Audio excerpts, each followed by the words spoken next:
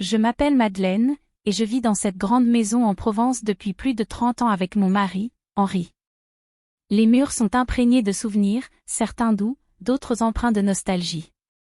Chaque matin, la lumière du soleil filtre à travers les volets en bois et éclaire les tapisseries anciennes, me rappelant que le temps file, doucement, inexorablement.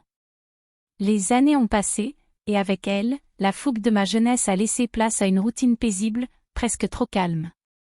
Henri et moi avons construit une vie stable, aimante, mais je sentais parfois un vide dans mes journées, un silence que même les rires de nos enfants ne pouvaient combler. C'est un été particulièrement chaud qui a changé mon quotidien.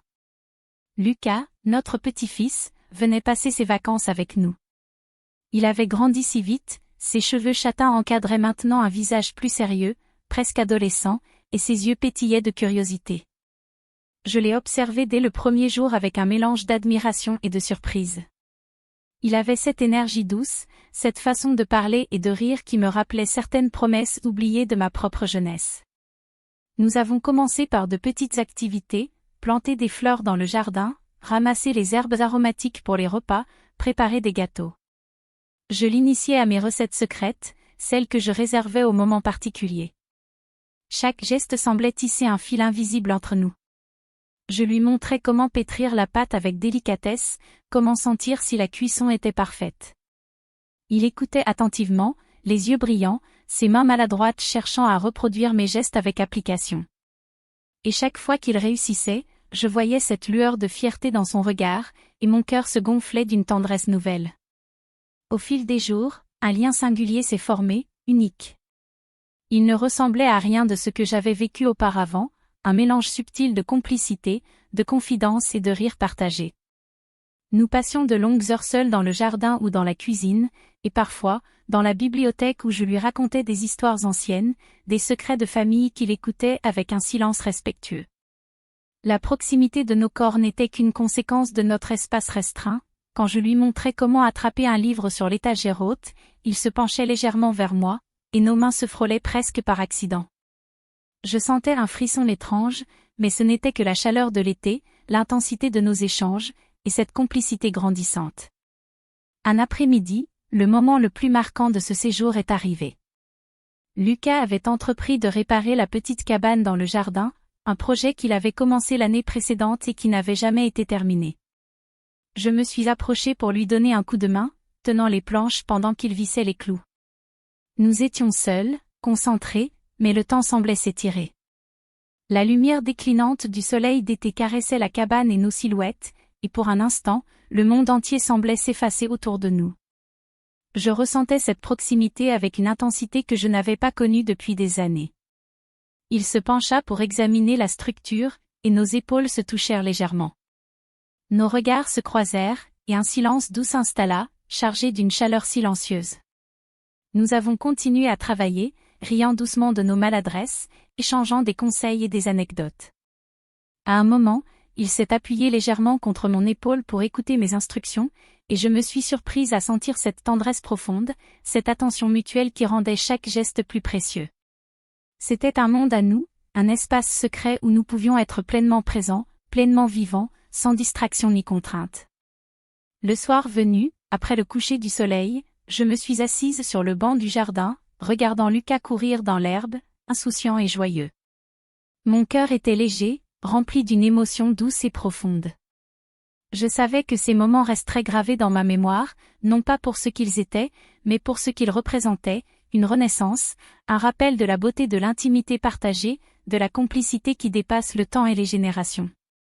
Les jours suivants, la chaleur de l'été semblait envelopper toute la maison, et avec elle, nos routines quotidiennes prenaient un rythme presque hypnotique. Lucas et moi avions nos moments secrets, souvent discrets, mais toujours remplis de cette énergie particulière qui rend chaque interaction spéciale. Je le voyais grandir sous mes yeux, et cette maturité naissante m'impressionnait, me captivait. Je ressentais un mélange d'admiration et d'une étrange nostalgie, comme si à travers lui, je retrouvais des fragments de ma propre jeunesse. Chaque matin, après le petit déjeuner, nous avions notre rituel, planter des fleurs, arroser les légumes, ou simplement ranger la bibliothèque ensemble. Il écoutait attentivement mes conseils, posait des questions, parfois maladroites, mais toujours pleines de curiosité.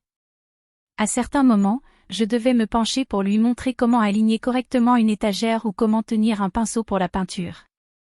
Nos mains se frôlaient, nos regards se croisaient, et un silence doux s'installait entre nous, chargé d'une intensité étrange mais pure. Un après-midi, la cabane dans le jardin devenait notre refuge secret. Nous étions seuls, l'air chaud, le parfum des pins flottant autour de nous.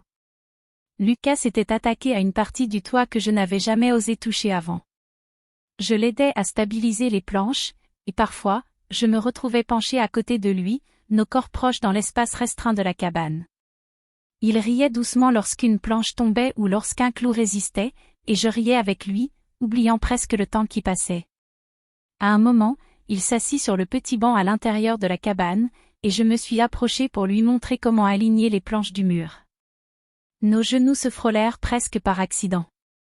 Je sentis un frisson traverser mon échine, et je compris que ce n'était pas simplement la chaleur de l'été, mais la profondeur de notre lien. Il leva les yeux vers moi avec cette confiance totale, ce mélange d'innocence et de respect qui rendait chaque geste, chaque regard, chargé de signification. Je me surpris à apprécier cette proximité, ce moment suspendu où le monde extérieur n'existait plus. Le soir tombait, et la lumière douce traversait les branches du jardin, dessinant des ombres sur nos visages. Nous nous sommes assis côte à côte, simplement à respirer l'air parfumé, à écouter les bruits subtils de la campagne. Lucas me confiait ses petites inquiétudes, ses espoirs pour l'avenir, et je l'écoutais avec une attention totale, offrant des conseils, des histoires de famille et des anecdotes de ma propre jeunesse. La confiance qu'il m'accordait était un trésor, et je la chérissais plus que tout. Un jour, nous avons décidé de finir la peinture de la cabane ensemble.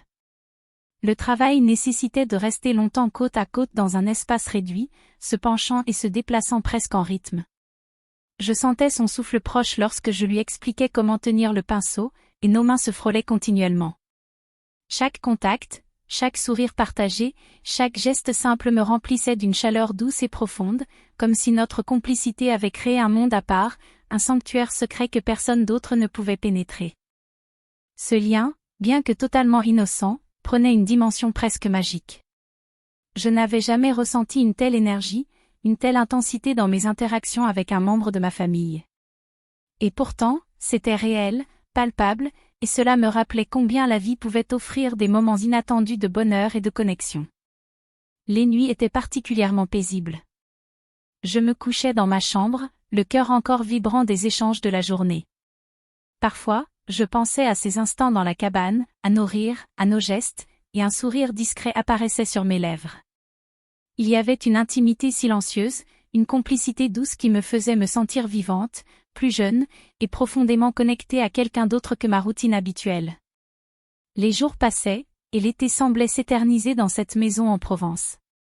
Chaque matin, je me réveillais avec la lumière douce du soleil caressant les volets et le parfum des fleurs du jardin flottant dans la maison. Lucas et moi continuions nos petites routines, nos projets dans le jardin et la cabane devenant des rituels presque sacrés. Il y avait entre nous cette familiarité, ce confort silencieux que l'on trouve rarement dans la vie quotidienne. Un après-midi, alors que nous étions seuls dans la cabane pour terminer la peinture, un orage inattendu éclata.